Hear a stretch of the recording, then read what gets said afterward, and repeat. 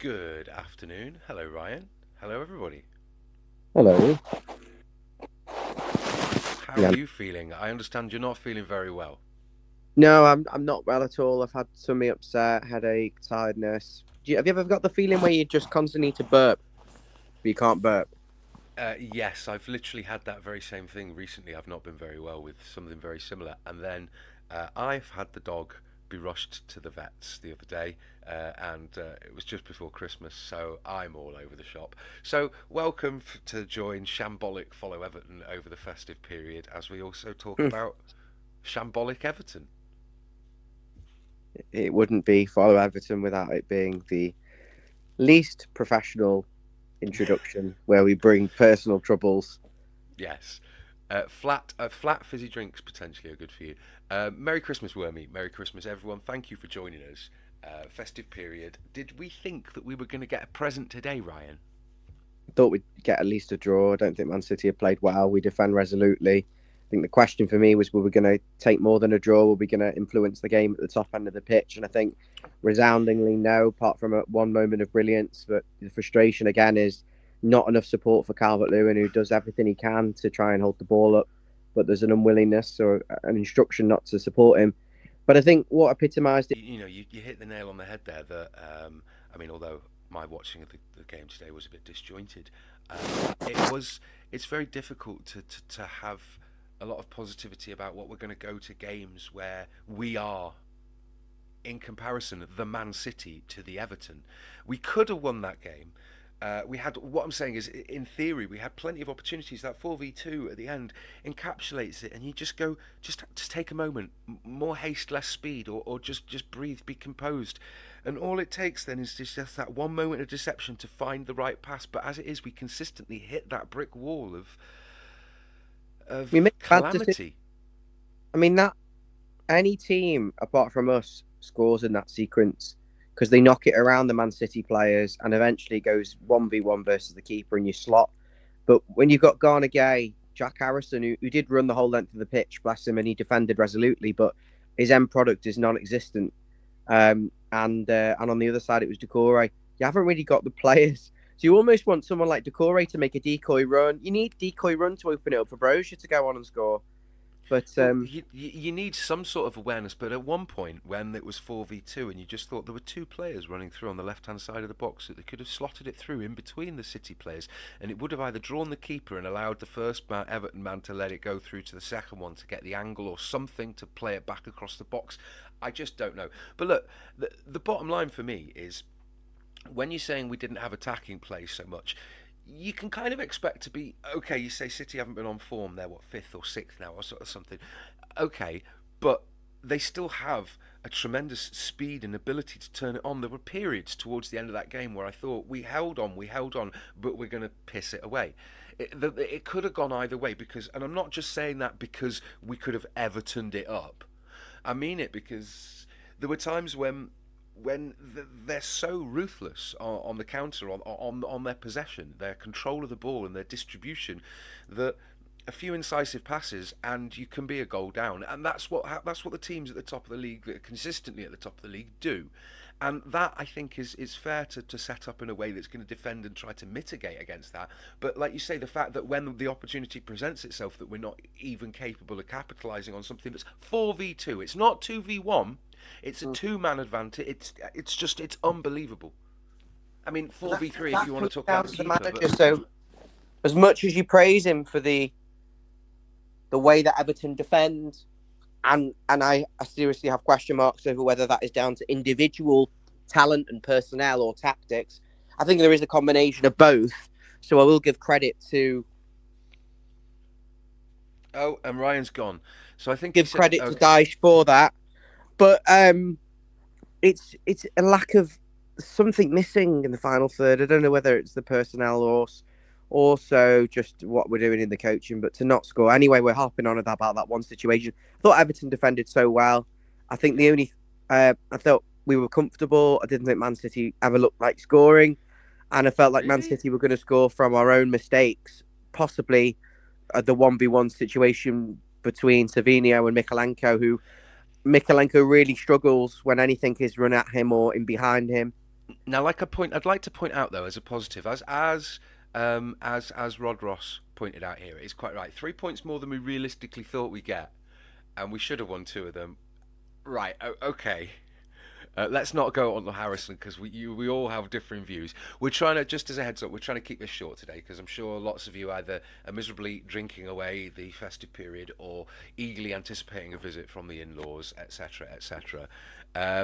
Right, Mm, but the interesting thing that I so want to true. bring up, Ryan, is that we have had recently some very, very, very low possession, especially at home and especially in games where we've pissed it away.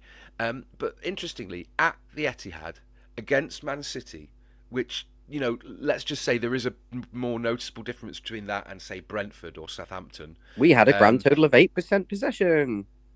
well, no, hang on, no, but today we had 33% possession, nearly 34. Oh, I, I know. I'm sorry, is that not slightly amusing? But then again, it is this deceptive thing that I talk about. The Opta stats is just based on the passing. But how well, do you think that stumped you, didn't it? You were expecting it to be really, really low. I felt like in the first half of the match, it was a bit more even, probably 60-40. And then the first 15 minutes in the second half, they were all over us. I think we had a 20-minute spell where I thought Everton came back into it and had quite a lot of the ball, but Now, then I'd it like to fell ask off you, a cliff. but when you say that, I'd like to ask your opinion because I think when teams come out on top, like Everton, sometimes we come out on top and we'd really get into them, get stuck on early on, and I think that betrays or indicates a kind of mentality, a readiness, and a hunger that Mm, as you say, when we're not seeing on a pitch. Have you got any thoughts about that? Because not particularly. okay. But maybe it's. But as Wormy says, that's when we boot it around the back before we pass to Pickford, so we can kick it away. Yeah, again, it's all based on passes. Peters here said he'd take a point. Again, it's another point. Do you think? Are you disappointed about that, or do you think that that's No, just? I'm happy with the point. To be honest, if the three fixtures weren't bundled together and we were playing Arsenal away, Man City away, and Chelsea at home, given that Chelsea are right at the top, you'd snap Yeah, your hand off for a point in any of those games. But I think yeah. it's just because it's just a bit depressing because they're all kind of bundled together, and you want to see Everton win matches. But I think let's be realistic. Any team in the league who's not right at the top would be more than satisfied with those results. Throw in the 4-0 against Wolves. I think Everton have had a very accomplished few weeks. I just want to see us take the chances at the top end of the pitch and score a few more goals like we did. Obviously, score one today, which Well, is let's only the let's fifth be goal we've. honest. Let's be honest though, Ryan. The next few games are against Forest and Bournemouth, right? And They'll beat us okay, both. no disrespect to those clubs, but let's be honest. There have been periods at which a couple of years ago you would have expected to see them at the other end of the table rather than where they are now. They've got belief, a clear way of playing, and offensively they've got the wingers and the strikers who are going to put the goals in the back of the net. I think Everton have got the other element of it, which is the defensive side of things, which you got nothing at the top end.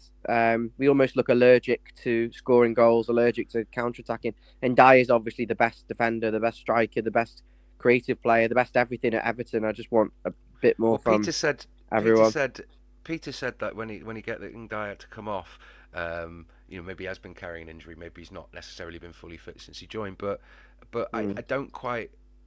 I don't quite get really what happened to the tactics, if you can call it that, after he went off.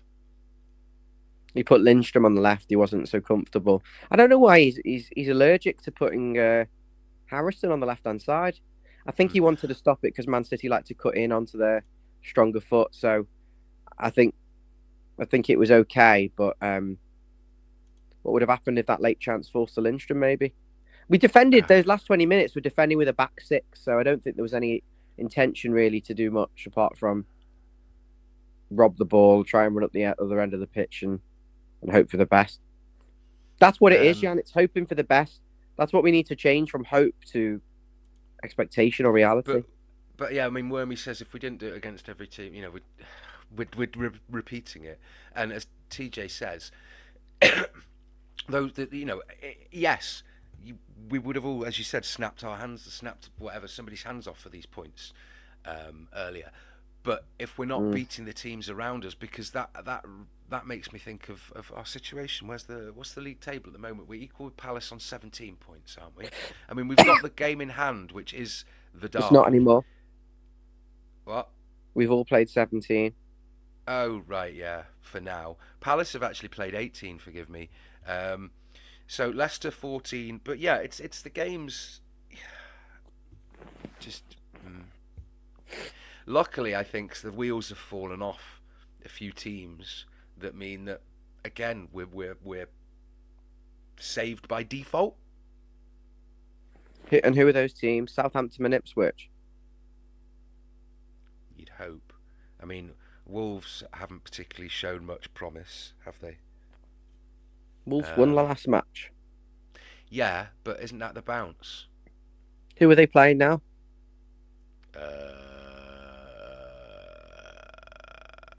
That is a good question. They're at home against United, so this could be an interesting telling tale at 5:30. Yeah, but just for anyone watching who's not up to speed with the scores, at the moment we're about 10 minutes into all the 3 o'clock games. It's Bournemouth 0, Crystal Palace 0, Chelsea 0, Fulham 0. There was all 0-0 aside from, well, would you believe it? Who scored in the Newcastle Villa game? Anthony Gordon. That's the one. Top player. He's a top player. He is. I can never tell if you're being like really dry or... No, he's a good player. And actually, when I stood outside Brentford to get my shirt signed, he was one of a few players that actually came over and did it. Maybe we were the problem. Maybe the club was the problem. What's this, by the way? That is... I didn't see that. Maybe I missed it. Forgive me. Can't watch every second of the football. But if it's only 2 minutes, maybe that's why. He came on for Seamus late on. 89th minute. I'm sorry. That's shameful. If you're going to bring someone on like that for 89th minutes, 2 minutes, and then 6 minutes, 8 minutes. Sorry, do it 85 minutes. Otherwise, you're just taking the piss and it's game management. But when you look at the actual circumstance of Patterson, that really takes the... I'm sorry, it's insulting. It feels insulting. Yeah. He's quite good going forward, Patterson. Yeah. Or there were. He doesn't like him. I don't know why we're bothering with Calvert-Lewin when we're going to sell him in January. Because, Ryan, then we're left with a player who's got 0 first-team starting experience in the Premier League, which is clearly the best. I've just got Chelsea Fulham on in the background, just turned it on now. And what's noticeable is they've got players who want to counter-attack. Fulham, Iwobi, Traore. That is what we need. Mm-hmm. It's the clearest transfer market instruction that anyone could have. Go and get players who can play on the counter-attack. If we're going to low block you, we need pace. We need a ball carrier. Otherwise, every match is 0-0 or 1-1 or 0-1 or... We got rid of the Richarlisons and the Anthony Gordons, and the urgency, you know. TJ actually, wow, TJ's knocked hit the nail on the head to an extent. You know, one element of it. We made Gordon the poster boy, gave him the number 10, but kept him on a pathetic wage when we got players. Was it? It must have been more than that. Yeah, sounds about right, TJ.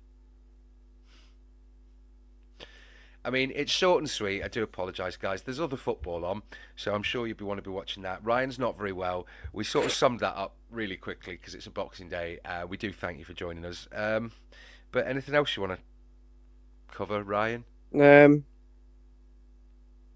can't fault Everton's defending again. I just reiterate Tarkowski and Branthwaite.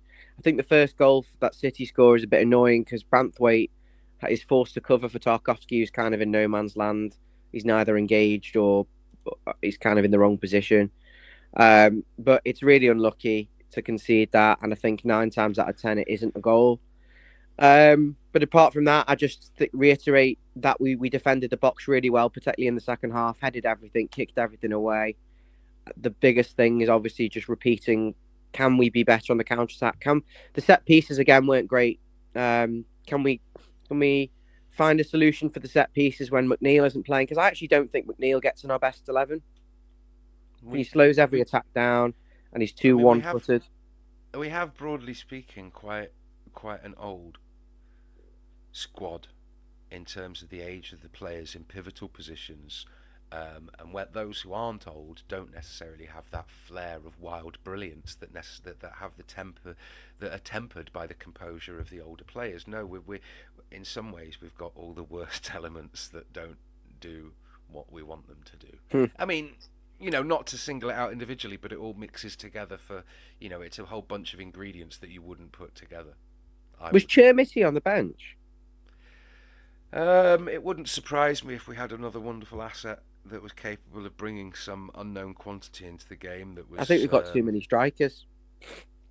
Yes. None of them finish. I mean, who did we have on the bench? Let's have a look here. No. No, we didn't. I think he's got to go on loan, and Jan.